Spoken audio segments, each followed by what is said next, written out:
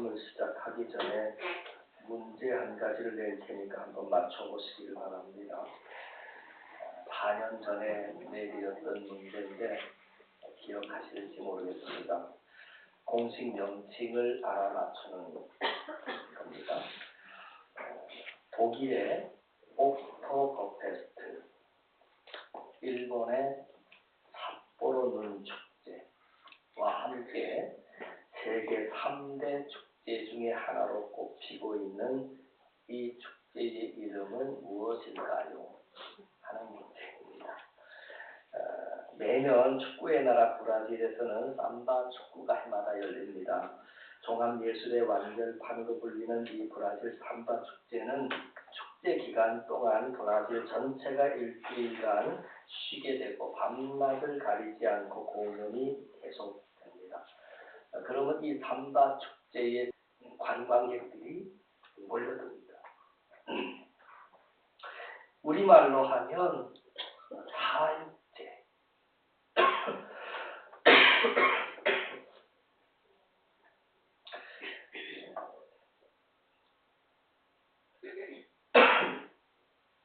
한자가 이제 사육제 이렇게 되는데 이 카니발이 이제 라틴어로 부르면 카르네 발레 이렇게 됩니다. 무리수를.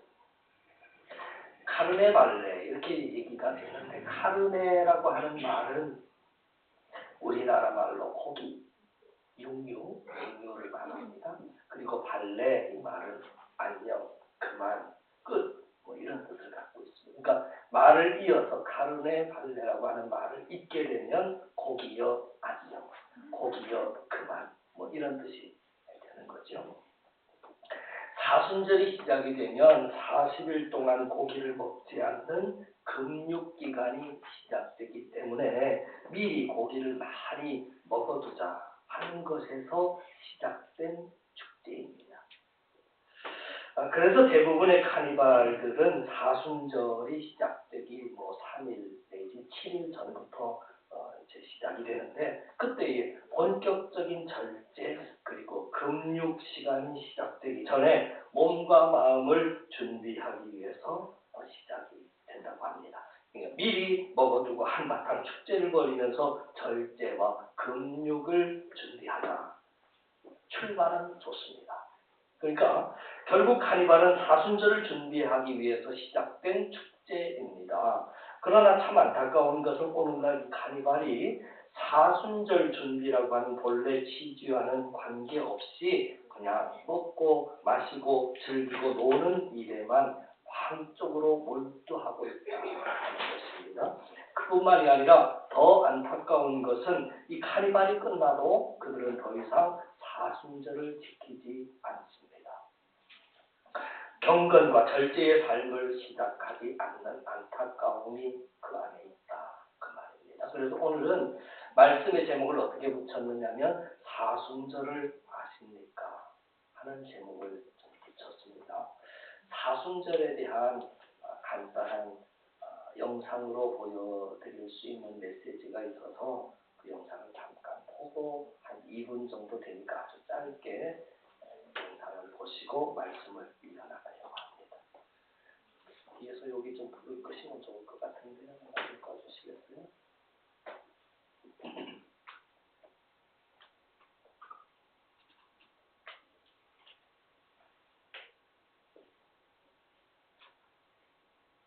나와요?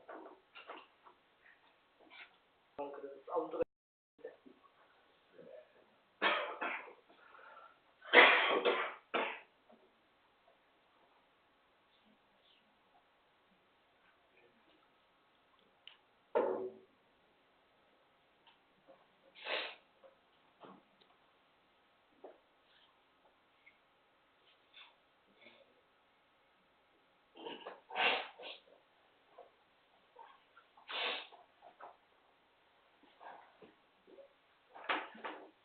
준비하는 시간 조금 더 드리죠.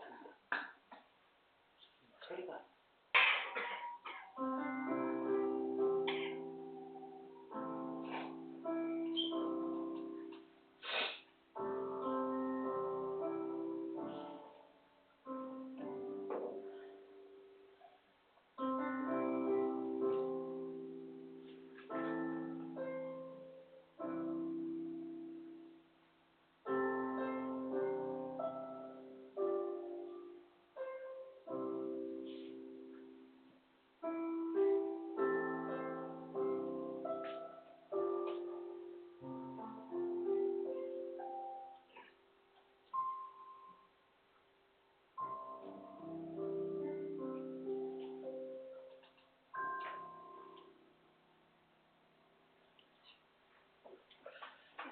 하는 내용이지요. 마태복음 24장 38절 39절에 보면 이런 말씀이 있습니다. 그냥 제가 읽어드리겠습니다. 홍수전에 노아가 방주에 들어가던 날까지 사람들이 먹고 마시고 장가들고 또 시집가고 있으면서 홍수가 나서 그들을 다 멸하기까지 깨닫지 못하였으니 인자의 임함도 이와 같으리라 하는 말씀이 있습니다. 하나님이 말세적인 현상을 그렇게 표현을 하셨습니다. 노아가 홍수 심판의 경고를 받고 준비하고 있었는데 그러나 사람들은 그것을 무시하고 여전히 먹고 마시고 또 장가들고 시집가는 일에 광적으로 몰두하고 있었다 하는 것입니다. 오늘 이 시대가 꼭 그런 것 같습니다. 주님께서 재림하시겠다고 말씀하셨습니다. 깨어 근신하며 준비하라 말씀하셨습니다. 그러나 사람들은 그것을 무시하고 그냥 먹고 마시고 즐기고 광적으로 향락에 빠져듭니다. 특별히 경건의 깊이를 더해야 할 사순절 바로 직전에 더욱 그런 것 같습니다. 그리고 사순절을 잊어버립니다. 여기서 우리는 우리 이 시대의 짙은 영적인 어두움을 보게 되는 것입니다. 여러분, 예수님을 믿는 우리 그리스도인들은 이런 세상의 탕류에 휩쓸려서는 안 되지 않겠습니까? 종말이 가까울수록 더더욱 경건을 연습하고 거룩한 삶을 살아야 하지 않겠습니까? 바로 이 사순절에 더욱 우리의 경건을 돌아봐야 할 것입니다. 그래서 오늘 말씀의 제목을 사순절을 아십니까? 라고 하는 제목을 걸어놓고 함께 말씀을 나누려고 하는 것입니다. 사순절에 대한 설명을 좀 잠시 드리려고 합니다. 사순절이라고 하는 말은 헬라어로 데살코스테라고 하는 말을 번역한 것입니다. 이 말의 뜻을 우리말로 하면 40일간의 기념일, 그러니까 부활주의를 기점으로 역산을 해서 도중에 들어있는 주일을 뺀 40일간을 주의 고난과 부활을 묵상하면서 경건하게 보내자 하고 시작된 절기가 사순절입니다. 올해 부활주의 4월 1일이니까 이 규례를 따져보면 지난주 수요일, 그러니까 2월 14일이 이미 사순절이 시작이 된 것입니다. 그리고 오늘은 사순절 첫 번째 주일이 됩니다. 금년 사순절에 여러분들이 꼭 지켰으면 좋겠다 하는 말씀을 두 가지로 좀 정리를 했는데, 첫째는 절제의 삶입니다. 사순절의 미덕 가운데 하나가 바로 절제이기 때문입니다. 원래 초기 기독교의 전통에서는 엄격한 절제 생활을 요구했습니다. 절제라고 하는 말은 그리스도의 고난에 동참하게 하는 방법이었는데 당시에는 전통적으로 금식을 강조하였다고 합니다. 그러나 근래에 와서는 금식뿐만이 아니라 구제를 하고 또 경건 훈련을 더욱더 강조하고 있습니다. 사순절 기간에는 생선이라든지 육류뿐만이 아니라 우유와 또 달걀로 만든 음식도 금지시켰다고 그럽니다. 그리고 연극, 무용, 오락 같은 것들도 금지하였습니다. 또 화려한 옷을 입는 것도 금지하였습니다. 대신에 예배에 참여하는 시간을 늘리고 기도를 하는 시간을 늘리고 하나님의 말씀을 읽고 묵상하는 시간을 자꾸 늘려가자 하는 뜻이 그 안에 들어있는 겁니다. 절제라고 하는 말의 의미는 사전적으로는 알맞게 조절하는 것입니다. 윤리학적으로는 방종하지 않도록 감성적인 욕구를 이성으로 통제하는 언어입니다. 그 언어들을 기독교적인 언어로 바꾸면 절제라고 하는 말은 하나님을 두려워하고 그 앞에서 정결하여 우리의 행위를 알맞게 조절하고 하나님을 중심으로 그가 기뻐하시는 행위를 적극적으로 하도록 하는, 그것이 바로 절제이다 라고 하는 말입니다. 성령의 열매 중에 하나도 절제 아닙니까? 여러분이 절제할 것들이 무엇일까? 이 사순절에 한번 생각해 봤으면 좋겠습니다. 금연과 오락, 또 음식, 미디어, 또 말에 대한 절제, 이 모든 것들이 다 그 안에 포함이 될 것입니다. 첫 번째가 절제라고 한다면 두 번째는 기도입니다.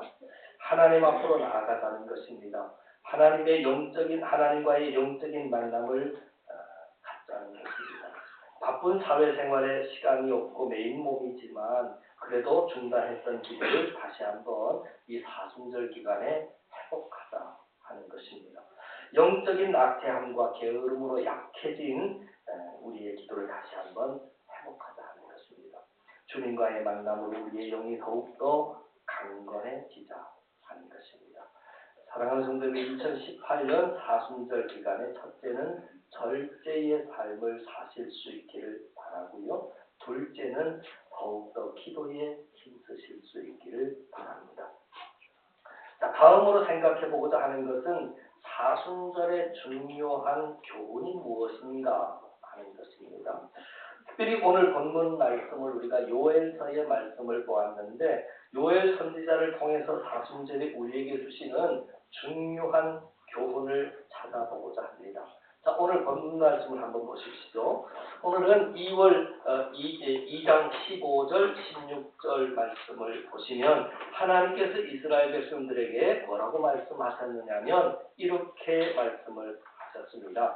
2장 15절 16절 너희는부터 시작. 너희는 시온에서 나팔을 불어 거룩한 금식을 전하고 성회를 소집하라. 백성을 모아 그 모임을 거룩하게 하고 장로들을 모으며 어린이와 젖 먹는 자를 모으며 신랑을 그 방에서 나오게 하고 신부도 그 방에서 나오게 하고 하나님께서 이스라엘 백성들에게 평소와는 다른 아주 특별한 모임을 요구를 하십니다.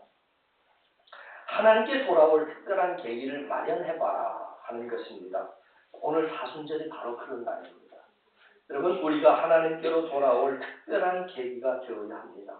하나님께 더 가까이 나아갈 특별한 계기, 이를 위해서 우리가 귀담아 들어야 할 하나님의 음성이 이 말씀 속에 들어있습니다. 몇 가지를 좀 살펴볼 텐데 첫 번째 12절 말씀에 보니까 자신을 돌아보라 하는 음성이 그 안에 들어있습니다. 12절에 보면 내게로 돌아오라 그렇게 말씀을 하셨습니다. 우리가 주님 앞으로 나아가게 되면 제일 먼저 나타나는 현상, 그 현상은 우리 자신의 있는 그들의 모습을 볼 수 있게 된다 하는 겁니다. 마치 거울 앞에 서는 것처럼 자기의 모습을 적나라하게 보게 됩니다. 그래서 교만하던 사람들은 자기가 얼마나 형편없는 사람이라고 하는 사실을 발견하게 될 것이고 위선을 떨던 사람들은 자기가 얼마나 하나님 앞에 큰 죄인이라고 하는 사실을 깨닫게 될 것이고 자기의 공적에 취해 살던 사람들은 자기가 하나님 앞에 얼마나 큰 허물이 있는 사람이라고 하는 것을 발견하게 될 것입니다. 오늘도 여러분 주의를 지키기 위해서 아침에 일어나셔서 거울을 보셨을 겁니다. 거울을 보시면 거울을 봐야 자신의 겉모습이라도 볼 수 있지 않겠습니까? 겉모습, 거울은 겉모습만 보이지만 말씀을 들여다보면 그 말씀은 우리의 전체를 보게 만드는 겁니다. 그래서 일찍이 러시아의 모노 톨스토이가 진정한 사나이가 되려면 세 곳을 다녀와야 한다 그렇게 말했다고 합니다. 첫 번째가 군대이고요. 두 번째가 병원이고요. 세 번째가 감옥이 됩니다. 이 세 곳의 공통점은 우리 자신을 새롭게 볼 수 있게 해준다는 것입니다. 그래서 남자가 군대에 가서 고생을 해보면 자기가 누구의 도움 없이 살 수 없는 참 힘없는 연약한 존재인지를 알게 된다는 것입니다. 그래서 사회생활이 참 좋아진다고 합니다. 두 번째는 사람이 병원에 입원을 해보면 자기가 얼마나 연약한 존재인지도 알게 된다는 것입니다. 아무리 권력 있고 아무리 지식 있고 아무리 물질이 많아도 큰 소리 치던 사람들도 암이라고 하는 병 앞에서 낮아지는 것이지요. 그리고 감옥에 가보면 자기가 얼마나 큰 죄인인지를 알게 된다고 합니다. 그래서 톨스토이는 진정 자신이 어떤 사람인지를 바로 깨닫는 자야말로 사람다운 사람이라고 말하고 있는 겁니다. 그렇습니다. 사실 많은 사람들이 자신이 누구이고 어떤 사람인지를 잊은 채 살아가고 있습니다. 그래서 교만하고, 그래서 죄짓고, 그래서 하나님을 의지하지 않습니다. 여러분 금년 사순절에 한사랑 교회 나오는 여러분들 하나님 앞에 서서 여러분 자신을 한번 돌아보는 시간들이 되었으면 좋겠습니다. 내가 누구인지 다시금 새롭게 발견해 나가는 이번 사순절 기간을 보내는 저와 여러분 우리 모두가 되실 수 있기를 간절히 바랍니다. 그리고 두 번째는 참회를 하라 하는 말씀을 보게 됩니다. 12절 말씀을 다시 한번 보시죠. 너희는 이제라도 금식하며 울며 애통하고 라고 말했습니다. 이제라도, 그러니까 이제라도 늦지 않았으니 참회하라 하시는 음성입니다. 그리고 17절에 여호와를 섬기는 제사장들은 낭실과 제단 사이에서 울며 이르기를 여호와여 주의 백성을 불쌍히 여기소서 하라 말씀을 하셨습니다. 하나님께서 보실 때 당시 이스라엘 백성들은 하나님 앞에 나와서 통곡해도 시원하지 않을 정도로 죄 중에 있었다 하는 말입니다. 하나님께서 보실 때 당시 이스라엘 제사장들은 늘 주의 전에 나와서 백성들의 죄 때문에 울어도 시원치 않을 정도로 이스라엘 백성들의 죄가 관영했다 그 말입니다. 그래서 하나님께서 눈물을 요구하시는 것입니다. 하나님께서 우리나라 백성들을 보실 때도 큰 죄 가운데 있다는 것을 말씀합니다. 우리가 하나님 앞에 서면 우리가 얼마나 큰 죄인인가를 깨달을 수 있습니다. 하나님 앞에서 눈물을 흘리게 됩니다. 자신의 죄를 하나님 앞에 참여하게 됩니다. 그 좋은 예가 성경에 보니까 베드로의 말씀을 보면서 참 많은 것을 깨닫게 됩니다. 여러분 베드로는 갈릴리 바다에서 고기를 잡아서 생업을 하는 어부이지 않습니까? 밤새도록 고기를 잡았지만 그날 밤에는 한 마리의 고기도 잡지 못했습니다. 아침에 그물을 씻으면서 허탈한 마음으로 돌아가려고 하는데 그때 예수님이 베드로에게 이렇게 말씀을 하십니다. 깊은 데로 가서 그물을 내려 고기를 잡아라. 베드로가 무슨 말을 합니까? 선생님, 우리들이 밤이 새도록 수고했지만 잡은 것이 하나도 없습니다. 그러나 말씀을 의지해서 내가 다시 한번 그물을 내리겠습니다. 여러분 베드로는 갈릴리 바다에서 잔뼈가 굵은 그런 어부입니다. 고기 잡는 전문가입니다. 그런데 예수님은 목수이지 않습니까? 전문가에게 비전문가가 충고를 하니까 코치를 하니까 들을 리가 없는데 베드로가 그 말씀을 듣습니다.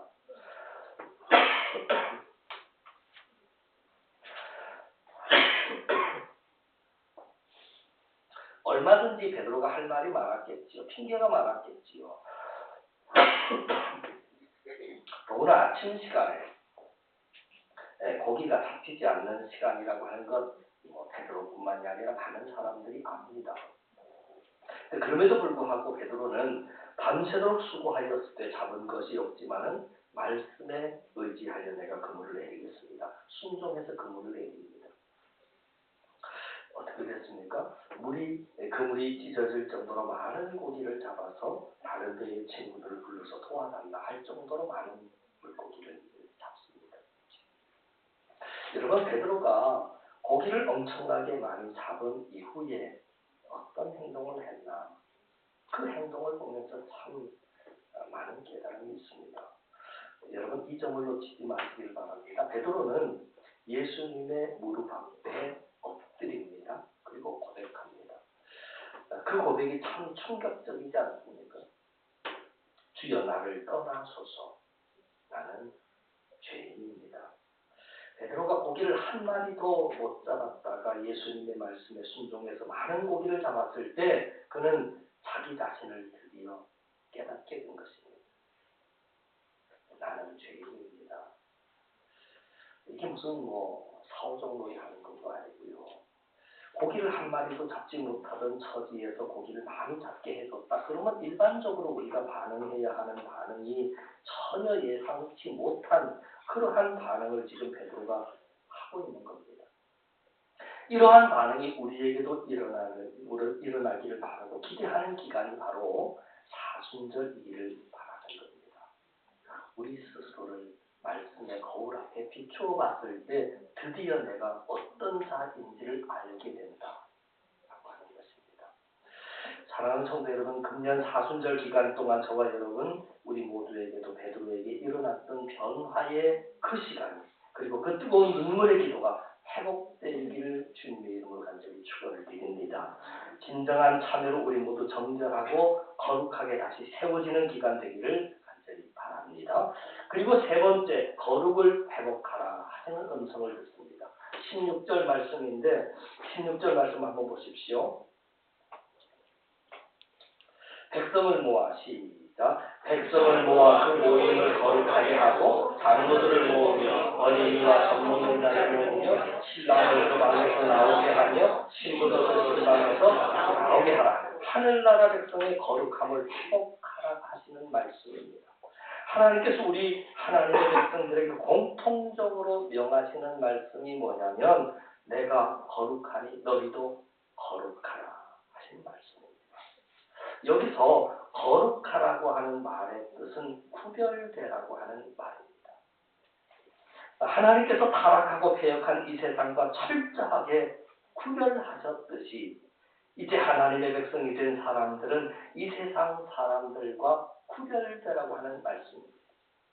우리가 거룩하게 되려면, 성결하게 되려면 두 가지가 필요합니다. 첫 번째는 거룩에 대한 열망입니다. 여러분, 공부 잘하는 아이와 그렇지 못한 아이가 구별되는 것과 마찬가지입니다. 공부를 잘하려면 첫째는 공부를 잘하려고 하는 열망이 있어야 하는 겁니다. 열망이 없는 아이에게 아무리 좋은 책 사주고 좋은 선생 붙여줘도요 아무 소용없는 겁니다. 신앙생활도 마찬가지입니다. 믿음이 좋아지려면 믿음이 좋아지려고 하는 열망이 있어야 하는 겁니다. 거룩도 마찬가지입니다. 오늘 거룩에 대한 열망이 있느냐 없느냐가 우리의 믿음을 얼마나 좌지우지하는지 모릅니다. 여러분, 연어를 아시잖아요. 우리가 일본에 살다 보니까 연어 고기를 참 많이 먹게 되는데 어떻게 자기가 태어난 그 자리를 그렇게 다시 찾아오고 참 신기합니다. 어떤 놈은 2년 만에 돌아오기도 하고 어떤 놈은 5년 만에 돌아오기도 하고 자기가 태어난 그 자리를, 그 본향을 다시 찾아옵니다. 저 태평양의 한가운데를 휘젓고 다니다가 알을 낳을 때 되면 꼭 그 자리를 찾아온다는 것입니다. 바위가 가로막고 수중부가 가로막고 심지어 폭포가 가로막아도 죽기 살기로 그 자기가 태어난 그 본향을 찾아온다는 거지요. 그 자리의 물의 냄새를, 그 자기가 태어났던 물의 냄새를 맡고 그렇게 찾아온다는 겁니다. 그 자리로 나아가고자 하는 저 뜨거운 열망이 그렇게 연어를 자기가 태어났던 그 자리로 돌아오게 만든다 하는 것입니다. 마찬가지입니다. 우리 그리스도인들은 이 땅에 사는 동안에 거룩함에 대한 열망을 가지고 살아야 하지 않겠습니까? 연어가 그 열망을 잃어버리면 자기가 태어난 고향으로 돌아갈 수 없는 것처럼 우리 그리스도인들이, 하늘나라 백성들이 그 열망을 잃어버리면 이 땅에서 하나님 백성다운 삶을 살 수도 없는 것이고 죽어서도 그 하늘나라를 찾아갈 수가 없는 겁니다. 우리에게 주님처럼 살고 싶다라고 하는 간절한 열망, 우리의 삶 속에서 주님의 향기를 알리고 싶다라고 하는 간절한 열망, 이 열망이 회복되어야 합니다. 그 회복될 수 있는 기간을 바로 사순절 기간에 우리에게 허락해 주신다 하는 것입니다. 두 번째는 거룩한 삶을 위한 용기입니다. 하나님의 백성들은 용기가 있어야 합니다. 아니면 아니라고 하는 노를 말할 수 있는 용기가 필요한 것입니다. 사람들에게 따돌림을 때때로 받을 수 있겠지요.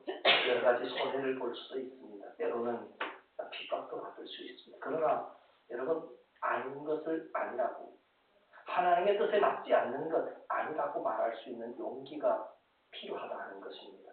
하나님께서 함께 하실 것이고 하나님께서 도와주실 것이니까 무엇보다도 하나님께서 기뻐하신다는 것을 오늘 말씀하고 있으니까 그 용기가 필요한 겁니다. 여러분, 이번 사순절 기간에 거룩을 회복하시기를 바라고 거룩함에 대한 열망이 다시 한번 불타오르게 되기를 바라고 거룩한 삶에 대한 용기가 다시 한번 솟구치는 기간이 되었으면 좋겠습니다. 그러려면 여러분 무엇이 필요합니까? 은혜의 자리에 늘 있어야 하는 겁니다. 기도의 자리를 사모해야 하는 겁니다. 나는 가만히 있을 테니까 하나님 나에게 그 용기도 주세요. 하나님 나 가만히 있을 테니까 나 깨끗하게 해주시고 거룩하게 해줘 보세요. 그렇지 않습니다. 내가 그 자리를 지킬 줄 알아야 되고 그 자리에 나아가야 하는 것입니다. 자, 말씀 정리하면 사순절에 두 가지 말씀을 실천했으면 좋겠습니다. 첫 번째는 절제 말씀을 드렸고요. 두 번째는 기도입니다. 그리고 사순절의 중요한 교훈은 첫 번째는 자신을 돌아보라 하는 말씀이고요. 두 번째는 참회하라. 세 번째는 거룩을 회복하라. 그러한 거룩함을 이루기 위해서 거룩에 대한 열망을 가지라.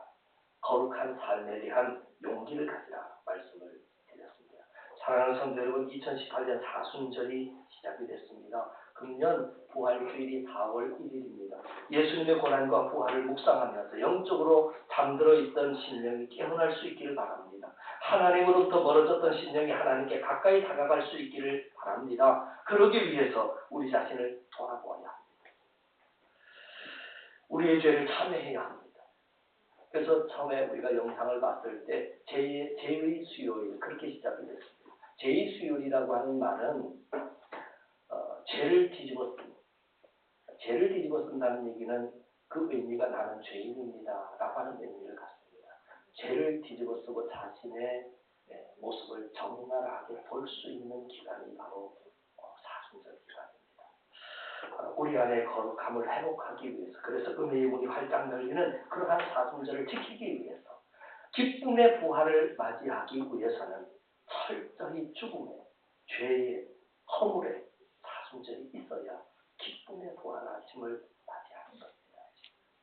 여러분, 이 사순절 기간에 열려지는 새벽 기도회, 예배의 자리, 기도의 자리, 은혜의 자리 늘 참여해서 오늘 오후 예배도 재직 헌신 예배가 시작이 되는데 한 해를 시작할 때 우리 재직들이 한 마음으로 주님께 헌신을 다짐하는 마음 가지고 나아갈 때에도 여러분 꼭 빠지지 마시고 참여해서 시간 주신 하나님의 은혜 가운데 속 젖어서 이번 사순절 기간에 우리의 믿음이 더욱더 성장해 나가는 좋은 기간 되실 수 있기를 주님의 이름으로 간절히 축원을 드립니다. 기도드리겠습니다.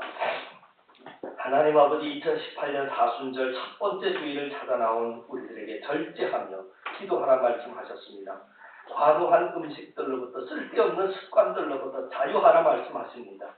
그리고 하나님 바라보지 못하게 만드는 미디어들로부터 벗어나라 말씀하십니다. 우리는 거룩한 하나님의 백성에게 거룩을 방해하는 어떠한 자리도 박차고 일어서는 용기를 주옵시고 열망을 허락하여 주옵소서. 특별히 사순절 기간 동안에 더 깊이 주님을 만나고 더 깊이 말씀에 집중하고 더 깊이 주님의 고난에 동참하고 더 깊은 참회 가운데로 나가는 우리 한사람 공동체 되게 하여 주옵소서. 주 예수 그리스도 이름 받들어 간절히 기도하옵나이다. 아멘.